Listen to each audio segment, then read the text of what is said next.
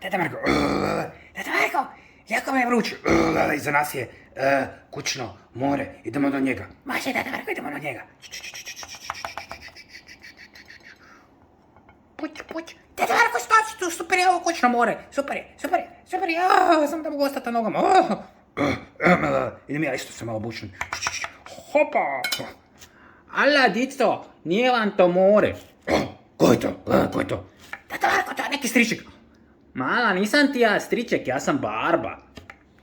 Teta Marko, šta znači Barba? Ne znam, Barbara. Striček, vi se zovete Barbara. Ala, dite, ne budi smišan, ja nisam Barbara, ja sam Barba.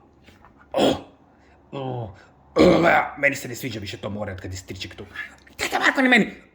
Ala, dico, ja sam Barba, nisam striček. Teta Marko, gibamo. Vidi Joca, idem njega pozvat. Joca. Zdravo, djeco.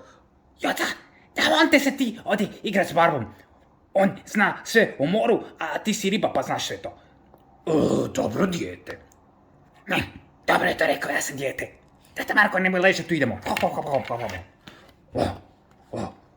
Zdravo, prijatelju. Ala, ribo, šta će, šuti.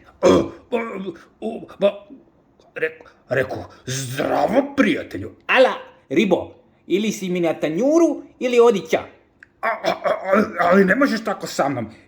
Ja sam Delfin Joca, gospodar mora.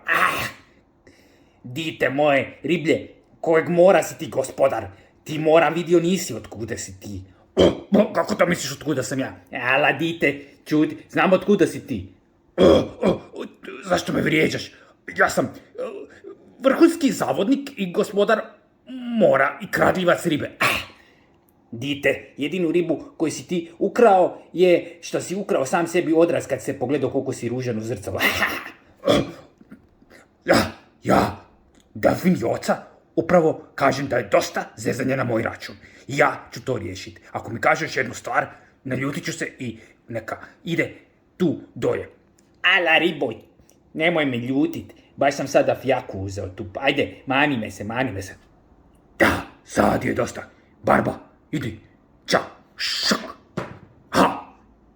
Delfin Joca, to sam ja. Tra la la la la la la. Vodica je moja sva. La la la la la la la la.